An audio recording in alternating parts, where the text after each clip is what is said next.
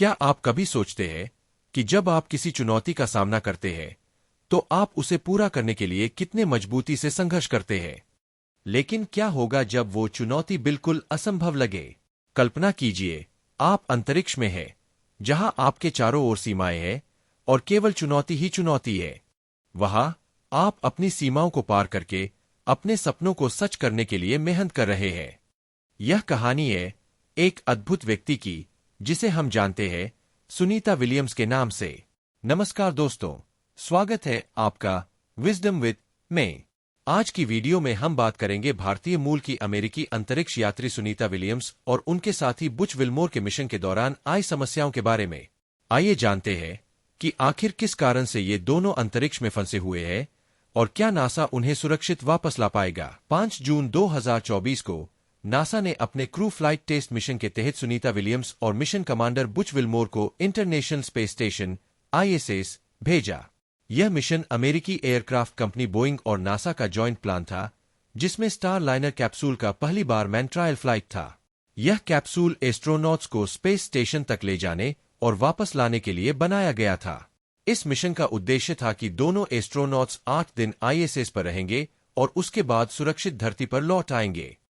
सुनीता ने न केवल अपोलो की चुनौतियों का सामना किया, बल्कि उन्होंने ये साबित किया कि अगर आप हिम्मत न हारे तो आप कुछ भी कर सकते हैं। सुनीता ने कई बार अंतरिक्ष में समय बिताया है और हर बार उन्होंने वहां से कुछ नया सीखा है। यह सिर्फ उनकी यात्रा नहीं है, बल्कि उन सभी लोगों के लिए प्रेरणा है जो अपने लक्ष्यों को पूरा करने के लिए संघर्ष कर रहे हैं। यहां हमारे पास एक ऐसा समाधान है जो आपको सुनीता की तरह ही प्रेरित कर सकता है। वह है ठान लेना, अपने सपनों को पूरा करने की। किसी भी परिस्थिति में हार मानने के बजाय हर चुनौती का सामना करना वो रास्ता है जिससे आप अपनी मंजिल पा सकते हैं। मिशन के दौरान स्पेसक्राफ्ट में कई तकनीकी समस्याएं आईं। सबसे पहले हीलियम गैस का रिसाव हो रहा है, जो कि स्पेसक्राफ्ट के प्रोपल्शन सिस्टम के लिए आवश्यक है। हीलियम क्राफ्ट के प्रोपल्शन सिस्टम को प्रेशर देता है, जिससे स्ट्रक्चर स्ट्रांग बना रहता है और रॉकेट को फ्लाइट में मदद मिलती है। लेकिन अब तक 5 जगह से हीलियम लीक हो चुका है, जिससे क्राफ्ट की संरचना कमजोर हो रही है। इसके अलावा थ्रस्टर फेलियर की समस्या भी सामने आई। स्पेसक्राफ्ट के 5 थ्रस्टर्स फेल हो चुके हैं। थ्रस्टर के बिना स्पेसक्राफ्ट अपना रास्ता और गति नहीं बदल सकता। यह समस्या तब और बढ़ जाती है जब क्राफ्ट को धरती पर लौटना हो। सर्विस मॉड्यूल में एक प्रोपल वेल्व पूरी तरह से बंद नहीं हो पा रहा है, जिससे ऑक्सीडो कंट्रोल में समस्या आ रही है। ऑक्सीडो एक केमिकल है जो रॉकेट के फ्यूल को जलाने के लिए जरूरी होता है। इन समस्याओं के कारण क्राफ्ट का रिएक्शन कंट्रोल सिस्टम भी खराब हो गया है। स्पेसक्राफ्ट का नेविगेशन सिस्टम भी खराब हो चुका है। GPS सैटेलाइट से कनेक्शन टूटने की वजह से कम्युनिकेशन में भी दिक्कतें आ रही है। इसके अलावा स्पेसक्राफ्ट के सॉफ्टवेयर को अपग्रेड किया जा रहा है और हार्डवेयर बदलने की कोशिश की जा रही है। नासा और बोइंग के इंजीनियर लगातार सिमुलेशन रन कर रहे हैं ताकि कैप्सूल को ठीक किया जा सके। इन समस्याओं का समाधान नहीं किया गया तो दोनों एस्ट्रोनॉट्स की जान को खतरा हो सकता है। एटमॉस्फेयर में आने से पहले अगर क्राफ्ट को कंट्रोल नहीं किया गया तो वह स्पेस में खो सकता है, और अगर एटमॉस्फेयर में आने के बाद ऐसा हुआ तो वह अनकंट्रोल होकर गिर सकता है। नासा और बोइंग के इंजीनियर इन समस्याओं को दूर करने की पूरी कोशिश कर रहे हैं। नासा का कहना है कि स्टार लाइनर से हीलियम लीक होना बड़ी बात नहीं है और वे इस समस्या का समाधान निकालने में लगे हैं। नासा के पास कई विकल्प हैं जिनसे वे सुनीता और बुच को सुरक्षित वापस ला सकते हैं। पहला विकल्प है SpaceX का ड्रैगन 2 कैप्सूल, जो 4 एस्ट्रोनॉट्स को ले जा सकता है। 2 इंजीनियर स्पेस स्टेशन पर जाकर स्टार लाइनर को ठीक कर सकते हैं, या फिर ड्रैगन 2 में बैठकर सुनीता, बैरी और इंजीनियर धरती पर वापस आ सकते हैं। दूसरा विकल्प है रूस का सोयूज स्पेसक्राफ्ट, जो तुरंत स्पेस स्टेशन में भेजकर सुनीता और बैरी को वापस ला सकता है। तीसरा विकल्प है चीन का शेंझो स्पेसक्राफ्ट, जो इंटरनेशनल स्पेस स्टेशन में जाकर इन दोनों को धरती पर ला सकता है।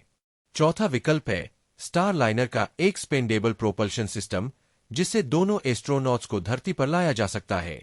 पांचवां विकल्प है यूरोपियन स्पेस एजेंसी और इंग्लैंड की मदद लेना, लेकिन अभी वह इस स्थिति में नहीं है कि मदद कर सके। अगर यह कहा जाए कि सुनीता और बैरी खतरे में है, तो यह गलत है।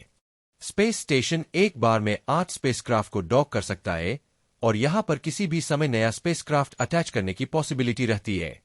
365 फीट लंबे स्पेस स्टेशन में सफिशिएंट स्पेस है, जहां पर सुनीता विलियम्स आराम से और सेफ रह सकती है। स्पेस स्टेशन पर सभी जरूरत की चीजें इतनी अमाउंट में मौजूद है कि इन्हें कई महीनों तक चलाया जा सकता है। नासा और बोइंग के इंजीनियर लगातार इस समस्या का समाधान निकालने में जुटे हैं। सॉफ्टवेयर को अपग्रेड किया जा रहा है और हार्डवेयर बदलने की कोशिश की जा रही है। अगर स्पेसक्राफ्ट की दिक्कतें दूर नहीं की जा सकीं, तो दूसरे विकल्पों पर भी विचार किया जा रहा है। नासा का कहना है कि सुनीता और बैरी स्पेस स्टेशन पर सुरक्षित है और उनके पास वापस लौटने के कई विकल्प हैं। इन्हें स्पेस स्टेशन से धरती की तरफ वापस आना था, लेकिन ऐसा नहीं हो सका। इसके बाद 19 जून को इन्फॉर्मेशन मिली कि स्पेसक्राफ्ट 26 जून को अनडॉक करेगा, लेकिन फिर ऐसा नहीं हो सका। अब कहा जा रहा है कि 2 जुलाई को फिर एस्ट्रोनॉट्स अनडॉकिंग की कोशिश करेंगे। यहां प्रॉब्लम यह भी है कि बोइंग का स्टारलाइनर स्पेसक्राफ्ट सिर्फ 45 दिन तक ही स्पेस स्टेशन में रुक सकता है। स्पेसक्राफ्ट करीब 26 दिन से ज्यादा हो गए हैं, स्पेस में ही है। अब सिर्फ 20 दिन बचे हैं।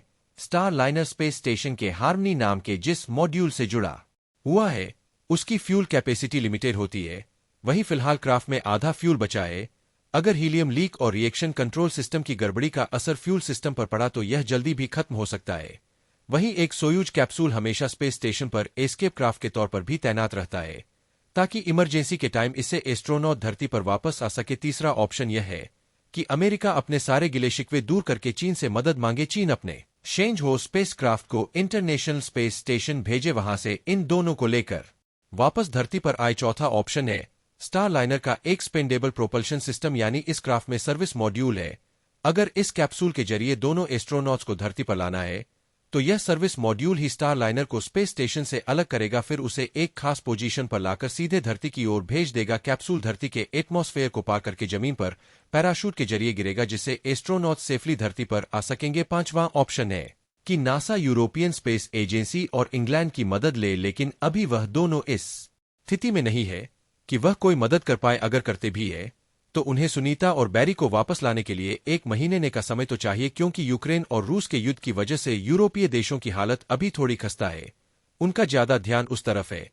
अगर स्टारलाइनर कैप्सूल की दिक्कतों को ठीक नहीं किया जाता और दोनों एस्ट्रोनॉट्स वापस आने के लिए इन ऑप्शन में से किसी एक को चूज करते हैं, इसके बाद स्पेस स्टेशन से कैप्सूल को अनडॉक कर दिया जाएगा या उसे स्पेस में ही छोड़ दिया जाएगा, ताकि वह कुछ साल बाद धरती पर वापस आ सके, या फिर धरती से इंजीनियर भेजकर उसे ठीक किया जा सकता है।